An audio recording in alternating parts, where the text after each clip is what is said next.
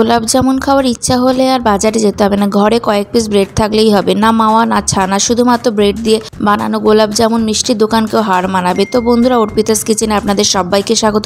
আজকে আমার recipe bread দিয়ে বানানো ইনস্ট্যান্ট গোলাপ জামুন, যার জন্য এখানে আমি 4 পিস ব্রেড নিয়ে নেবো।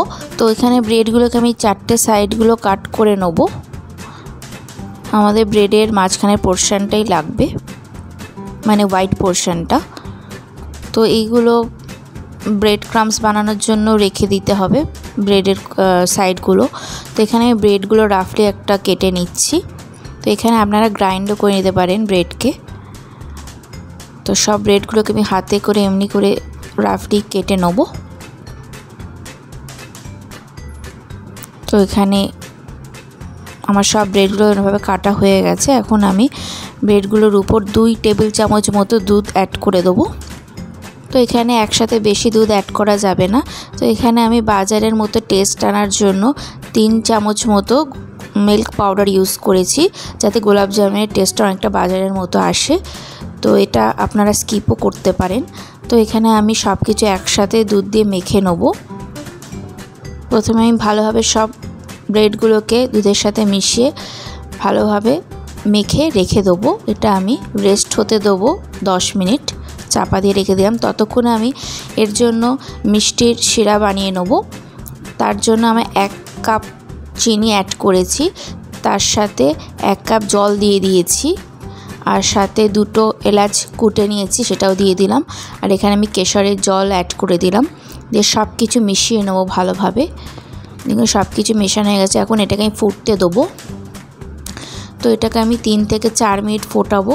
এখানে কোনো তার বানাতে হবে না, খালি জলে মিষ্টিটা ডিজলভ হয়ে যেতে হবে। এখন আমি এলাচগুলো তুলে নিলাম। দেখুন আমার মিষ্টির শিরা বানানো হয়ে গেছে।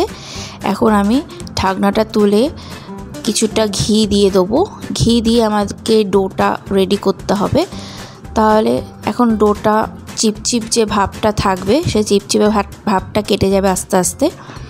তো একসাথে সব ঘি অ্যাড করব না, অল্প অল্প করে ঘি অ্যাড করে করে এটাকে আমি মেখে নেবো। প্রথমে একটু হাতে লেগে যাবে, তারপরে এটা আস্তে আস্তে হাত থেকে ছেড়ে যাবে। আর এটা খুব সফট হতে হবে, বেশি হার্ড হলে গোলাপ জামুনটা তেলে ভাজার সময় ফেটে যাবে। তো দেখুন এইভাবে আমি প্রতিটা বল বানিয়ে নেব। আর আমি ছোটো ছোটো গোলাপ জামুনের বলগুলো বানাবো, কারণ এটা মিষ্টি শিরায় দিলে আর একটু ফুলে যাবে। তো এইভাবে আমি 2টো তালুতে ঘি মাখিয়ে গোল গোল করে নেব বলগুলোকে। দেখুন এইভাবে আমি প্রতিটা গোলাপ জামুনের ডোগুলো রেডি করে রাখলাম। তো এখন আমি একটা প্যানে তেল নিয়ে নেব, নিয়ে এটা আমি মিডিয়াম আঁচে ভাজতে দেবো। ফ্লেমটা মিডিয়াম রাখতে হবে এখানে। তেল বেশি গরম থাকলে সব কটা পুড়ে যাবে। তো খুব আস্তে আস্তে এখানে আমার গোলাপ জামুনগুলো ভাজতে হবে, কারণ গোলাপ জামুনগুলো খুব সফট হয়েছে। আচ্ছা, এইভাবে উপর দিয়ে একটু তেল দিয়ে দিয়ে ভাজলে ভাজাটা ভালো হবে।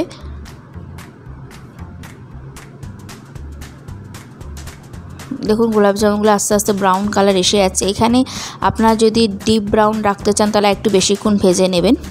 বন্ধুরা, রেসিপিটি ফেসবুক থেকে দেখলে অবশ্যই পেজকে ফলো করে রাখবেন নতুন রেসিপি পাওয়ার জন্য। তো আমি এখন এই পর্যায়ে তুলে নেব। দেখুন আমার গোলাপ জামুনগুলো ভাজা ভালোভাবে হয়ে গেছে। এখন আমি তুলে নেব। আর একটু ডার্ক করতে চাইলে আর একটু 2 মিনিট মতো ভেজে নিতে হবে। আমি সব কটা গোলাপ জামুন তুলে নিলাম। আমি আগে থেকে ফ্লেম অফ করে দিয়েছিলাম। এখন আমি গরম শিরার মধ্যে সব গোলাপ জামুনগুলোকে দিয়ে ভালোভাবে নাড়িয়ে নেব। নিয়ে এটা আমি ঢাকনা দিয়ে আধা ঘন্টার জন্য রেস্টে রেখে দেবো। আর অবশ্যই শিরাটা গরম থাকবে। তো দেখুন কত সুন্দরভাবে গোলাপ জামুনগুলো রেডি হয়ে গেছে। তো বন্ধুরা দেখো, একদম বাজারের মতো গোলাপ জামুন মনেই হবে না এটা ব্রেড দিয়ে বানানো গোলাপ জামুন। একদম মাওয়া দিয়ে বানানো গোলাপ জামুন লাগছে। উপর থেকে কিছু বাদাম দিয়ে গার্নিশ করে দিলাম। তো বন্ধুরা, ভালো লাগলে অবশ্যই বন্ধুদের সাথে শেয়ার করে দিও রেসিপিটি। তো বন্ধুরা, রেসিপিটা অবশ্যই ট্রাই করে দেখো। আশা করছি তোমাদের ভালো লাগবে। এটা ছোট বড় সকলেই মজা করে খাবে। দেখো কত সুন্দর সফট স্পঞ্জি গোলাপ জামুন হয়েছে। বন্ধুরা, ভালো লাগলে অবশ্যই একটা লাইক আর কমেন্ট করে দিও। তো বন্ধুরা, আমি তোমাদের কেটেও দেখাবো গোলাপ জামুনগুলো কত সফট, কত স্পঞ্জি হয়েছে। তো বন্ধুরা দেখা হচ্ছে অন্য রেসিপি নিয়ে, ভালো থাকবেন, টাটা।